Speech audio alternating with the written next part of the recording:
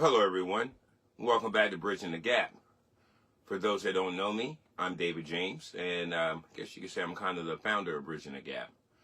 We formerly known as the Voice of the West Side.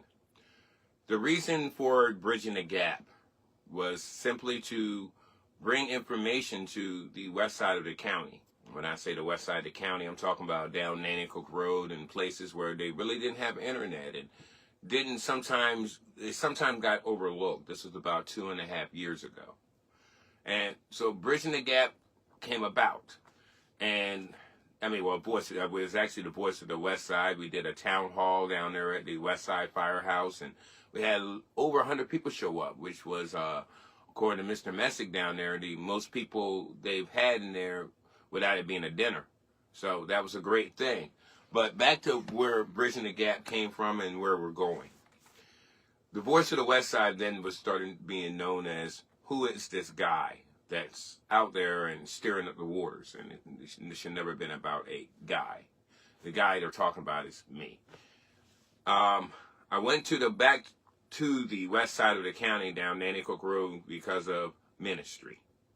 Okay, I'm from Weetipquin. If you don't know where that is, go all the way down. Keep going, and before you go around that bend, turn.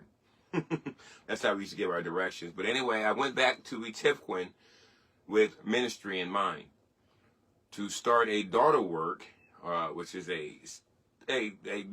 another entity from our home church here in Salisbury, but to bring God down to that area. And very quickly after getting down there and trying to meet with people and learn people down there, it was brought to my attention that it was hard for them to even get out of houses to come to Bible studies or anything like that. I mean, I was renting a building from St. Mary's Episcopal down there. Shout out to them. Thank you all for everything you've done and going to be doing. However, for people to get out, sometimes they couldn't get out. And going around and visiting people, I ended up visiting a daycare mother of mine, and when I say literally my daycare mother, and she's now just about 90. Actually, she just turned 90, Miss Maddox, and noticing that her yard was so flooded. I mean, God forbid that any paramedics would have to go up there. Long story short, what started out as starting a daughter work from our home church ended up a rescue mission for the people I love. The Voice of the West Side became known because of the fact of, well, good old Facebook allows a lot of people to see that, and maybe those people that were in office right then didn't want to be shamed, so they started getting busy. Or then again, it was political season, so a lot of people got involved because I guess they wanted to be reelected, and some wanted to be elected. I don't know what the reason was, but the Voice of the West Side started to work. So what happened later? Well, after the election and those people who took part and ran on whatever topics they ran on got elected, they still needed to be informed down there. Bridging the Gap stood around.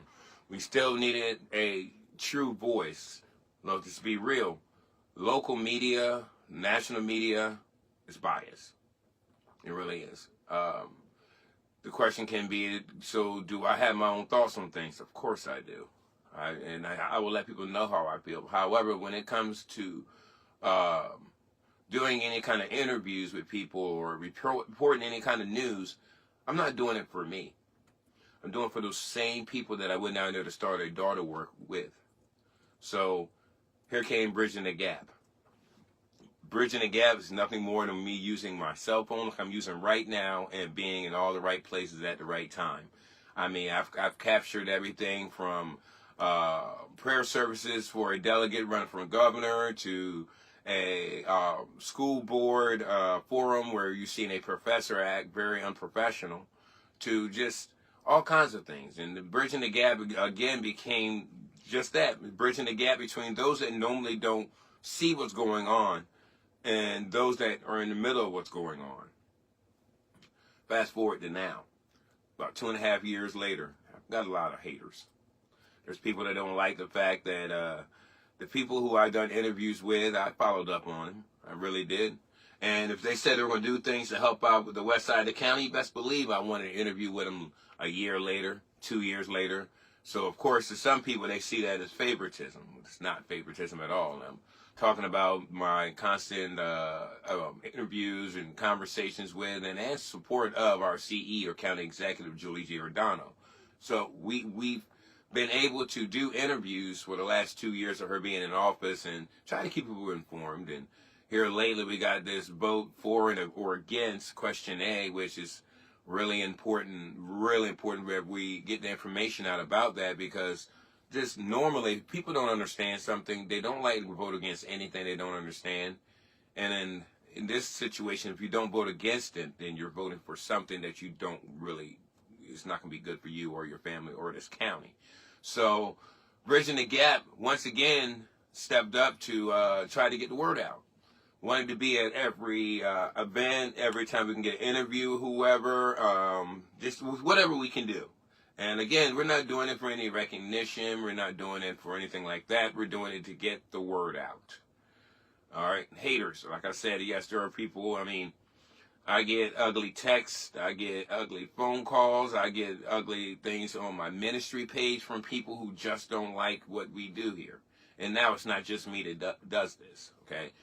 Who's the one that's doing the interviews right now? To God be the glory. I am, okay? But there's other people that are working with Bridging the Gap and working with our page on Facebook, and just a lot of other people who are concerned about what's going on and getting the right word out. When I say the right word, it means the unadulterated word.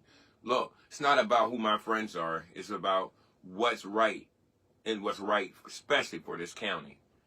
We got an opportunity to do a interview, I'll say about a month and a half ago, 2 months ago, with Keith Newton for sheriff, and really like the young man. I mean, up to now, as far as I know, I'm friends with Sheriff Lewis as well, but it was good to hear from Deputy Newton, and I want to do another interview with him, but it's good to get that word out, because otherwise you're just going to see names on ballots, and that's not on this ballot. It's going to be in the one in 26 for sheriff.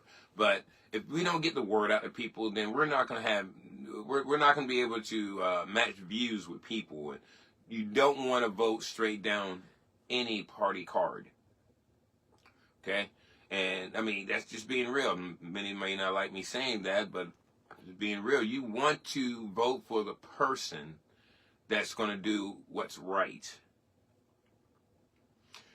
You need to make sure that you are informed and not misled by what other people feel and what other people think, and if this person's racist or that person's racist. No, get the true fact. Sometimes you got to do more than just, you can't listen to CBS and CNN and Fox and all that. You got to do some research. You really do, and that's what BTG tries to do, and that's Bridging the Gap. We want to get out there. We have foots on the ground, if you will, feet on the ground, if you will. We're out there in the foxhole. We're trying to stay active, with or without support. Okay, we are a nonprofit. We're not trying to get it for any personal gain. The only gain I would like to see, or we would like to see, anybody else that's working with Bridging the Gap, and if their views change, I want them to let me know. Only thing we want to see is that the people of Wicomico get the truth, are able to make decisions based upon what's factual and not from hearsay. So, just want to step out here real quick and speak to those on Bridging the Gap, and appreciate each and every one of you. Pray my strength. Pray the strength of those that work with Bridging the Gap. And again, before God, okay, because that's my boss, okay? That's who's watching me every moment, and if I move the wrong way, he's going to deal with me. But pray that we will keep things on the up and up, and God will convict us if we're not. Because again, as flesh, we can make mistakes. However, if we keep the main thing, and that's spreading gospel, spreading truth, doing what God would have for us to do, we keep that the main thing, we won't go in the wrong direction, and I don't think we will. God bless you. Thank you for listening, and stay tuned to Bridging the Gap. We've got a lot more coming. Have a great one.